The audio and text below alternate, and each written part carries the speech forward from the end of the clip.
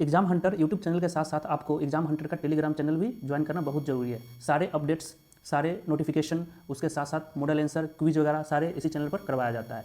तो इसको आप ज्वाइन कर लीजिए। हर वीडियो के डिस्क्रिप्शन में इसका लिंक दिया रहता है, उस पर आप सर्च करके ज्वाइन कर सकते हैं, या टेलीग्राम पर जाकर आप सर्च कर कीजिए BPSC एग्ज़ाम हंटर और उसको ज्वाइन कर लीजिए। हेलो एवरीवन, मेरा नाम शुभम प्रकाश है और 3 अगस्त को जो 66 BPSC फाइनल रिजल्ट आया है उसमें मुझे 109 109वां रैंक मिला है और सर्विस एलोकेट हुई है मुझे रूरल डेवलपमेंट ऑफिसर की। इस वीडियो के माध्यम से मैं अपनी स्ट्रेटजी प्रीलिम्स, मेंस और इंटरव्यू की आप सबके सामने रखना चाहूँगा ताकि आपको हेल्प मिल सके, कुछ इंसाइट्स आप ले सकें। जहाँ तक प्रीलिम्स की बात है तो इससे पहले भी मैं प्रीलिम्स दे चुका हूँ, पढ़ के नहीं दिया था। मैं एक्चुअली UPSC सिविल सर्विसेज की तैयारी कर रहा था तो मेरा सारा फोकस उसी साइड था। 65th प्रीलिम्स मैं पढ़ कर दिया था, वो भी उतना अच्छे से नहीं पढ़ा था जितना रिक्वायर्ड था। 97 कट ऑफ था शायद उस साल और 96 मार्क्स मिल आए थे। तो 1 नंबर से प्रीलिम्स मिस हुआ था तो दिमाग में ये था कि हाँ भाई कर सकते हैं।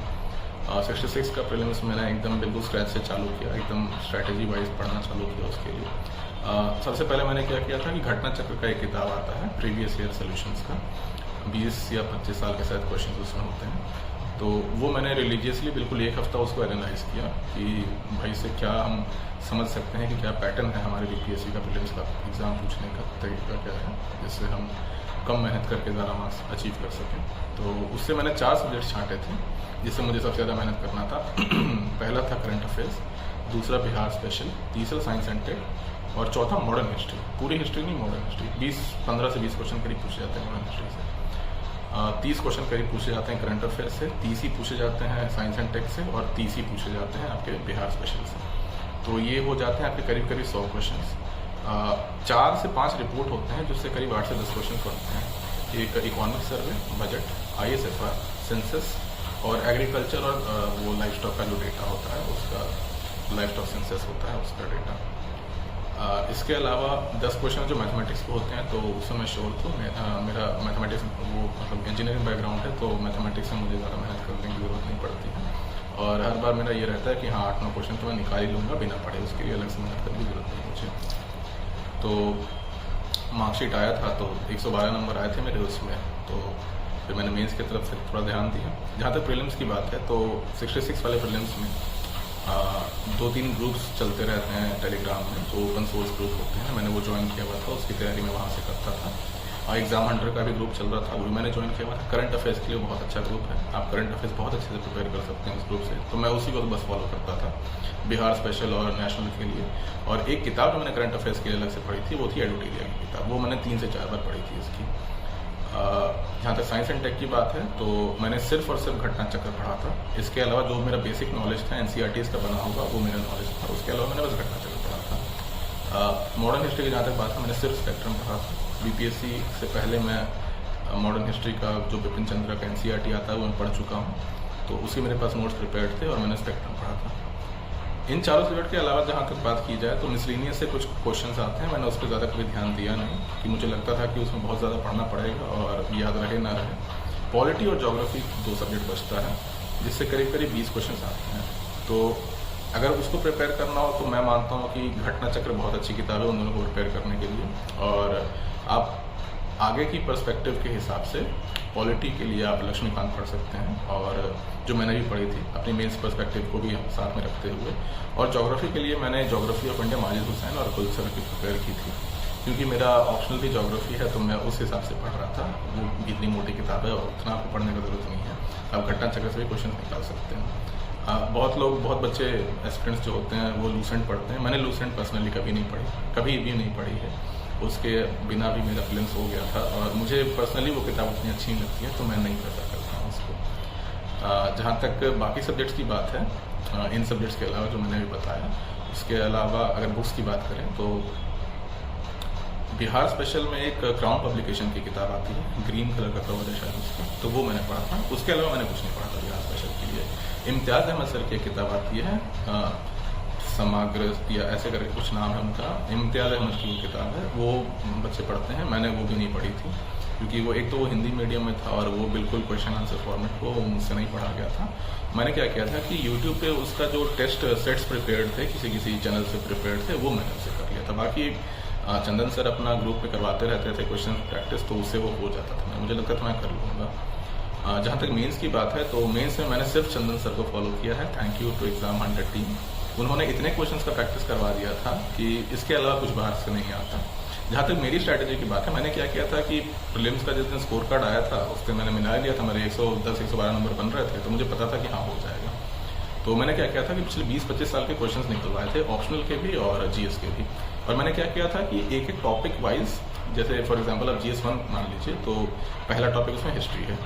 तो मैंने क्या किया था 20-25 साल के सारे टॉपिक्स जो हैं हिस्ट्री के, जितने भी क्वेश्चन पूछे गए हैं उनको टॉपिक वाइज लिख लिया था एक A4 शीट पे। जैसे फॉर एग्जांपल आप मान लीजिए कि कुंवर सिंह से रिलेटेड क्वेश्चन हमेशा पूछे जाते हैं, तो कुंवर सिंह जी से रिलेटेड 4-5 टाइप के क्वेश्चन पूछे जाते हैं कि कुंवर सिंह जी का क्या रोल रहा है, इवेंट्स आप बताइए कि भाई क्या क्या कैसे कैसे इवेंट्स हुए थे, या उनके पीछे अगर कोई खामी रहेगी कि कुंवर सिंह पास नहीं हो, मतलब सक्सेसफुल नहीं हो पाए, तो क्या क्या उनके पीछे कॉजेज थे। तो ऐसे 3-4 क्वेश्चन बनते हैं। अगर 1857 का आप रिवोल्ट ले लीजिए तो उसके पीछे भी 3-4 टाइप के क्वेश्चन बनते हैं। तो मैंने एक नोट बना लिया था कि हाँ इस टाइप के क्वेश्चन बनते हैं, और एक राइटर मैंने प्रिपेयर कर लिया था। बस उसी राइटर को उठा के मैं चंदन सर का जो क्वेश्चन आते थे मेंस के टेस्ट सीरीज में वो मैं लगाता था। इसके अलावा और भी टेस्ट सीरीज बहुत अवेलेबल है। मैंने रिलीजियसली यही वाला टेस्ट सीरीज दिया था, और कुछ क्वेश्चंस मिल जाते थे यूट्यूब वगैरह से और कुछ कोचिंग इंस्टीट्यूट से, तो वो मैं उसका आंसर लिख के भी चंदन सर को ही दिखा देता था कि सर आप इवैल्यूएट कर दीजिए। जहाँ तक ऑप्शनल की बात है तो जो मेरा स्ट्रैटेजी रहा था वो ये था कि मैं जियोमॉर्फोलॉजी करूँगा, क्योंकि उसमें सेट ऑफ क्वेश्चंस बिल्कुल फिक्स रहते हैं, उसी में से क्वेश्चंस आपको आते हैं। हर टॉपिक पे 4-5 क्वेश्चन फिक्स हैं, तो सबका मैंने राइटर प्रिपेयर कर रखा था।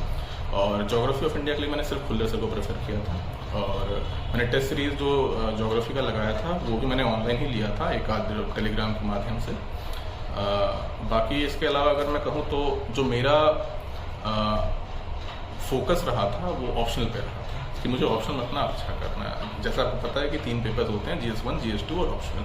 अगर आप एक पेपर ऊपर उठा लेते हैं, बाकी दोनों एवरेज कर लेते हैं, तो आपका रैंक भी एवरेज आएगा। लेकिन मेरा क्या फोकस रहा था कि मैं ऑप्शनल बहुत अच्छा कर लूँगा, और पेपर 1 और पेपर 2 में कोई एक 2 सेक्शन मैंने सेलेक्ट कर लिए थे कि मुझे अच्छा करना है। तो जैसे कि और क्वेश्चंस भी मुझे ऑनलाइन मिल जाते थे, मैं उसका लिख लिया करता था और दिखा लिया करता था, अपने दोस्तों से ही चेक करा लिया करता था। ऑप्शनल का मैंने एक्चुअली खुद से सारा प्रिपरेशन मैंने खुद से ही किया था, ज़्यादा इधर उधर मैं गया नहीं था। जैसे मैं बता रहा था कि कुछ टॉपिक्स मैंने सेलेक्ट किए थे, जैसे GS पेपर 1 जो है उसमें हिस्ट्री और स्टैटिस्टिक्स मैंने चूज़ किया था मुझे इसमें स्कोर करना है। तो हिस्ट्री का सेट ऑफ क्वेश्चन फिक्स है, 15 से 20 क्वेश्चन है, वही क्वेश्चन हर बार घुमा फिरा के पूछते हैं। स्टैटिस्टिक्स एक ऐसा पार्ट है, मैं मानता हूँ कि आपको इन एंड आउट करवा सकता है, और इसका बहुत इंपॉर्टेंट रोल है मेंस में सेलेक्ट होने का। ये मेरा पहला मेंस था, पहला इंटरव्यू था, तो बहुत स्ट्रैटेजिक मैंने प्रिपरेशन की थी कि हाँ मुझे इसी बार में कर लेना है, पहले मेंस नहीं, पहले इंटरव्यू नहीं, मुझे कर लेना है।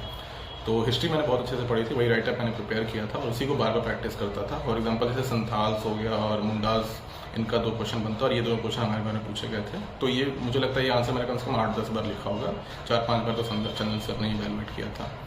तो ये हो गया। और GS 2 में जो मुझे लगता था कि मेरा पॉलिटी वाला पार्ट जो है वो स्ट्रॉन्ग है, क्योंकि लक्ष्मीकांत मैंने बहुत अच्छे से पढ़ा था, करीब 10-12 बार मैं पढ़ चुका हूँ उस किताब को। तो मुझे लगता था कि हाँ ये मैं इससे कोई भी क्वेश्चन आया मैं कर लूँगा अटेम्प्ट अच्छे से।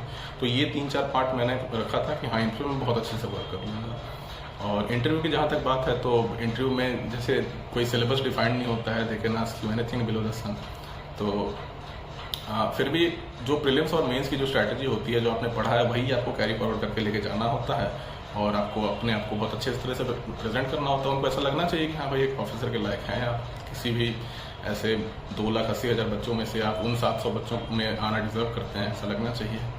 और जहाँ तक ओवरऑल स्ट्रेटजी की बात रही है तो चंदन सर और टीम एग्जाम हंटर का मैं बहुत बड़ा शुक्रिया करना चाहूँगा, मैं थैंक यू करना चाहूँगा। हमेशा उन्होंने अच्छा सपोर्ट किया, और एज अ टीचर और एज अ फ्रेंड दोनों टाइप से वो हमेशा हेल्प आए हैं। ऐसा नहीं है कि सिर्फ एज अ टीचर ही आप उनको अप्रोच कर सकते हैं, आप एज अ फ्रेंड भी उनको अप्रोच कर सकते हैं।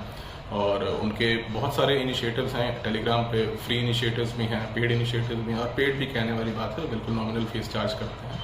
तो प्रीलिम्स, मेंस और इंटरव्यू तीनों की स्ट्रेटेजी आप उनके साथ आप मिलके आप उनके साथ पढ़ाई कर सकते हैं। और मैंने एक बार में कर लिया मेंस और इंटरव्यू उनके गाइडेंस में, तो कोई भी कर सकता है। और थैंक यू आप सबको। और मेरे तरफ से बस ये रहेगा कि आप भी जैसे एग्ज़ाम का पैटर्न समझिए, स्ट्रैटेजी के हिसाब से आप पढ़ाई कीजिए और मोस्ट प्रोबेबली आपका हो जाएगा अगर आप स्ट्रैटेजी के हिसाब से पढ़ाई करते हैं तो। हाँ, ऑप्शनल पे आप अच्छा फोकस अपना लगाइए क्योंकि 3 पेपर हैं, 1 पेपर आपको उठा सकता है। तो मेरा भी वही फोकस था और आप मेरा स्ट्रैटेजी मैंने आपको शेयर कर दी है, आप सबको जो आपको पसंद है आप उसमें से उठा सकते हैं।